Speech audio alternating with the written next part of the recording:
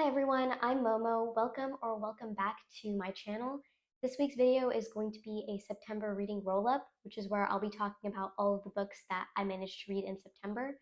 I don't know about anyone else, but my September was extremely chaotic, and so I don't think I was able to read as many books as I was intending this month. But nevertheless, there have been some really good books I had the pleasure of reading, and I'm really excited to share those with you. I'm going to be dividing up the books into three different piles. The first pile is going to be the love pile for all of the books that I genuinely really enjoyed and would really recommend to all of you. The second pile is going to be the meh pile, or the books I didn't feel strongly about, negative or positive. And the final pile is going to be the why did I think I would enjoy this book pile, which contains the books that I didn't really enjoy at all. And there is a book that I read this month that I ended up not finishing for that reason. And so I'll be talking about that in a little bit. The first book I want to talk about is called The Blackest Blue by Luna Wright. It's a science fiction, science fantasy book. The story follows a young girl named Sai who lives on a settlement that deeply reveres a goddess named Rem. However, she has an experience early on in her childhood that basically reveals to her that Rem is not an all powerful goddess. It's unclear what Rem even is at all. And so, for the next 12 years of her life, she begins working to join the Order of Rem, which is a priestesshood that would allow her to get closer to Rem and find out exactly what is happening behind the scenes of her settlement. This is a really important thing for her and a very important journey for her because Rem, throughout her life, has been an extremely prevalent force. She essentially controls every single person's life down to the hour, exactly what they are doing, what they are eating, what their job for life is. And their role is pretty much determined at birth. On the other side of that, Rem also hears anything that you're saying. So if there's resistance against her, if there's resistance against the way that this settlement is run, then there will be punishment, no matter what. And Sai herself was a witness to a public execution in the name of purging anyone who doesn't believe in Ren. So the stakes are really high here for Sai, who is going on this highly illegal journey of finding out the truth behind who Rem really is and who really is in charge of the settlement, or cult, I should call it. One thing I loved about this book was that it was incredibly unpredictable. I had no idea where the plot was going. There was just twist after twist that I hadn't been expecting but made total sense. I think the author did a amazing job world building in this story. I also really enjoyed the suspense in reading how Sai was peeling back some of the layers and revealing some of the mysteries behind Rem's influence. I think the author weaves in suspenseful chapters and action packed chapters really well that kept me on the edge of my seat throughout the entire book. This book was a total page turner for me. I was not able to put it down until I finished it. And it's also a first book in a series. The other installments haven't been published yet, but I'm eagerly waiting for the next book. And so I definitely put this book in my love pile just because something about the way the author wrote this story was extremely captivating for me. And I love the main character, and the world that this takes place in is super interesting. I can't wait to see what the author does next with the series. The next book is The Eyes of Darkness by Dean Koontz. I don't know how to say his last name properly. The story is about Tina, who is a play director. She recently, a few years back, lost her son in a tragic accident. It's been a few years now, so she's looking to move on a little bit with her life and try to progress her career a little bit and maybe start to spend time with people again, have a social life, and put all of the events of her son Danny's accident behind her. However, as she is attempting to do all this, in the back of her head, she just has a feeling that something is not quite right, that something about Danny's death has not been resolved.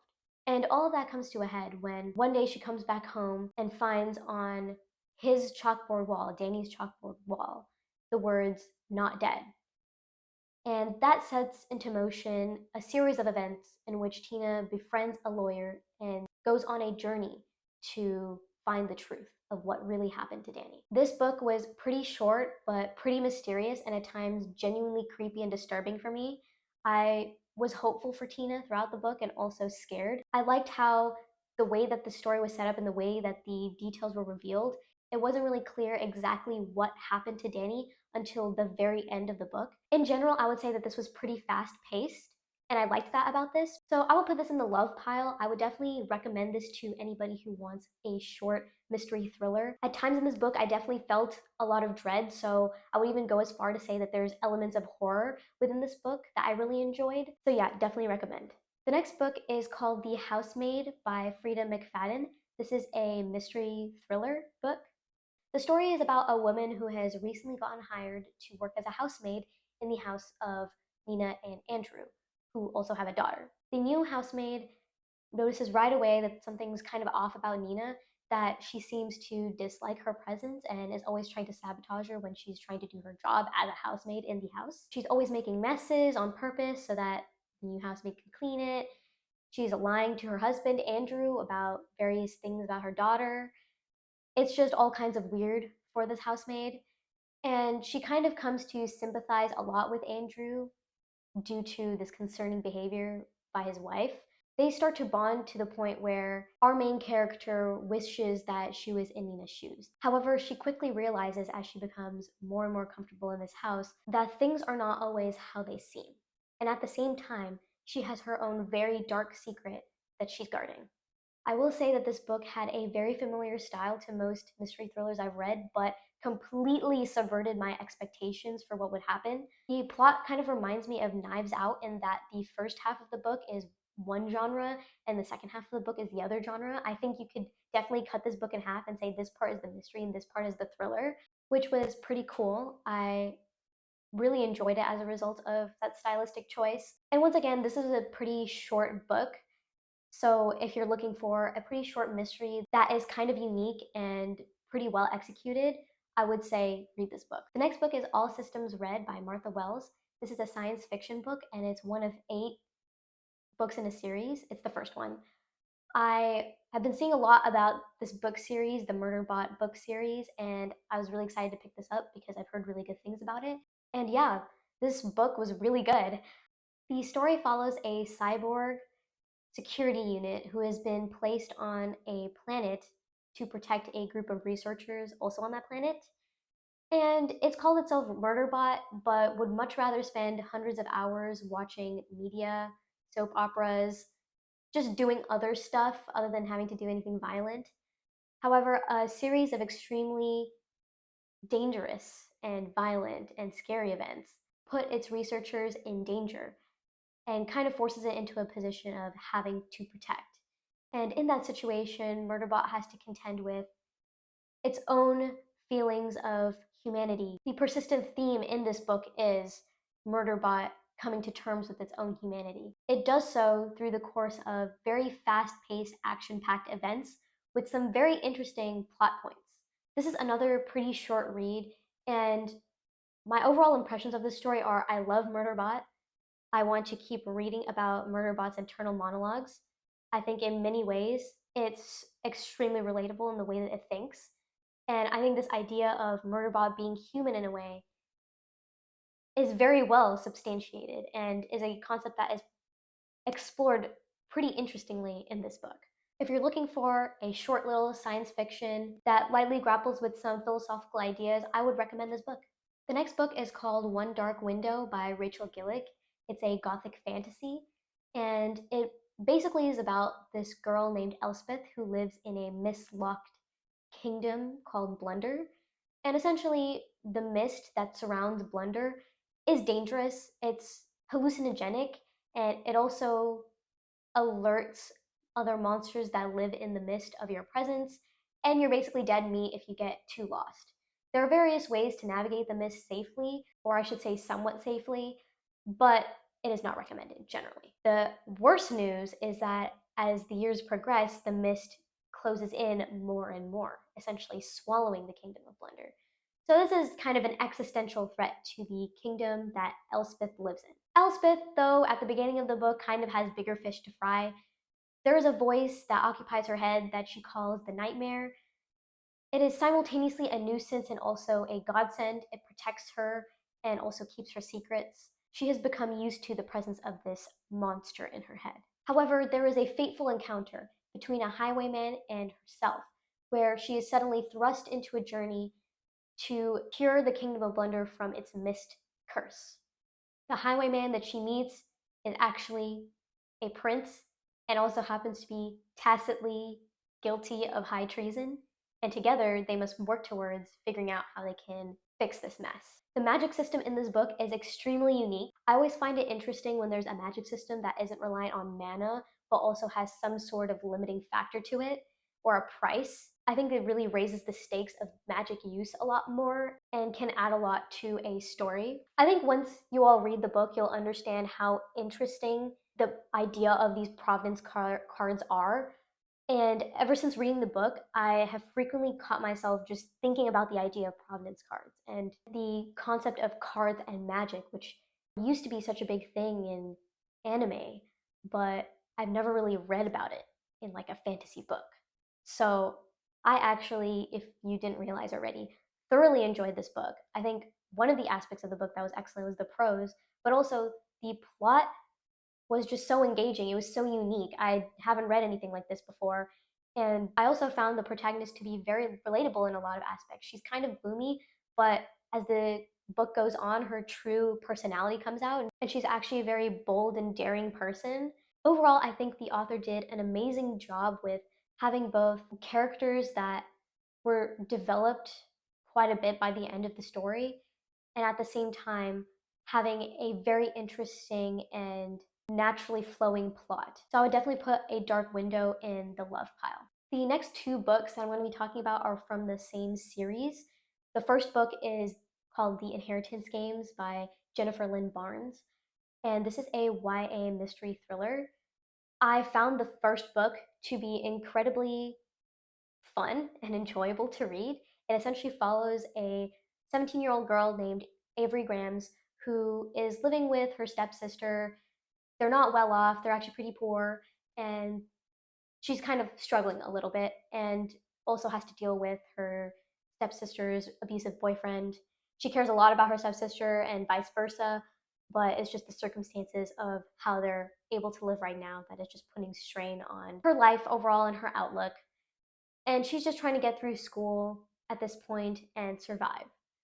But all of that changes when the richest billionaire in the country, Tobias Hawthorne, names her as the beneficiary for the vast majority of his estate and wealth and whatever, at the expense of disinheriting basically the rest of his family.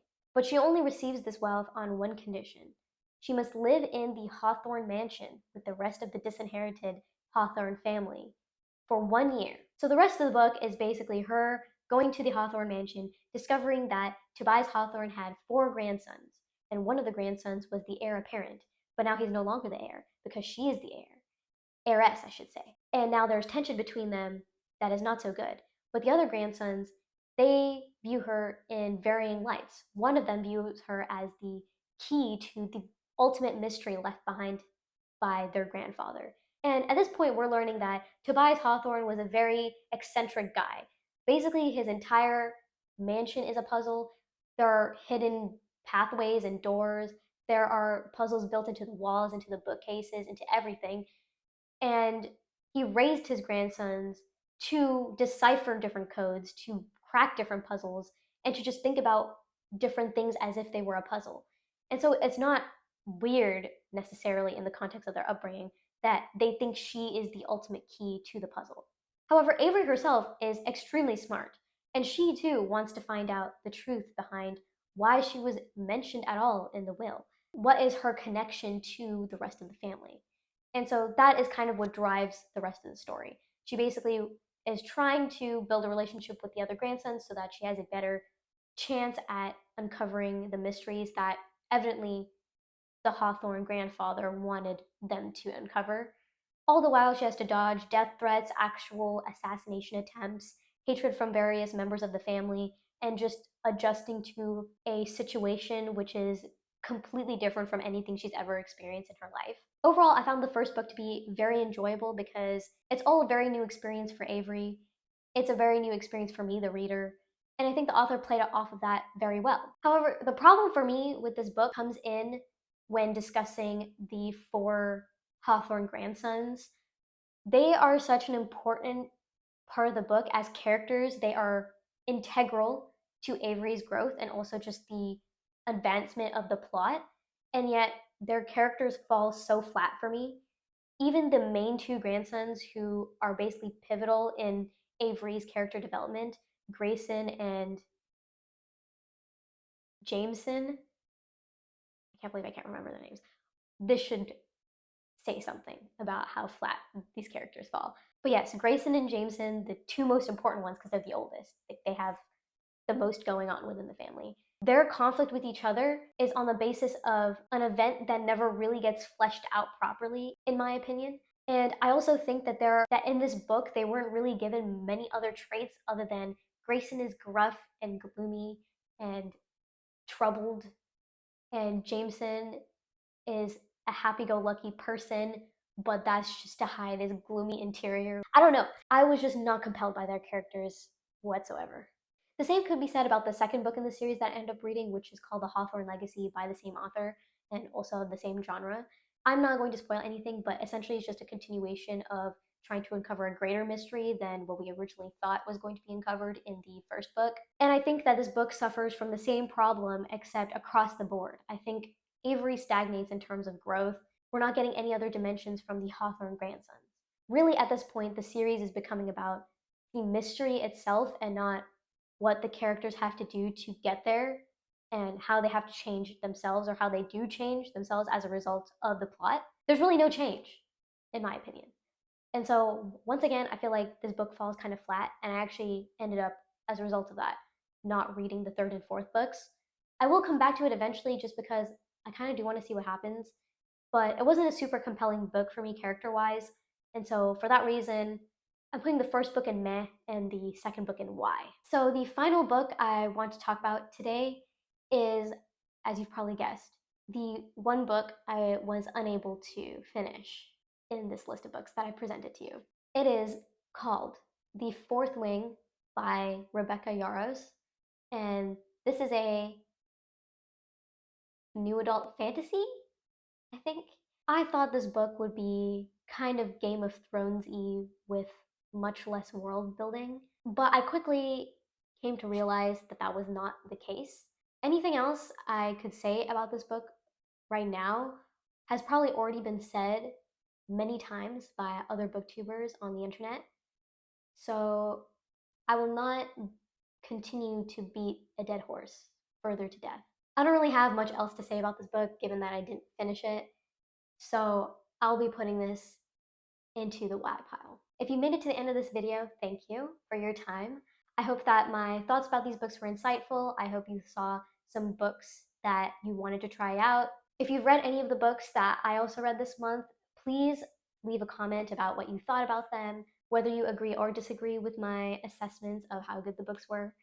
This video is meant to be kind of like a mini book review for all of the books that I read this month, but I am planning on putting out some videos that are more in depth for individual books. And most of these books are probably going to be the books I ended up either really enjoying or really not enjoying. So definitely keep a lookout for those. I am working on a long form book review, book analysis that will probably be going out in the next week or two. So look out for that. If you enjoyed this video, please like or subscribe. It would mean a lot. And thanks so much.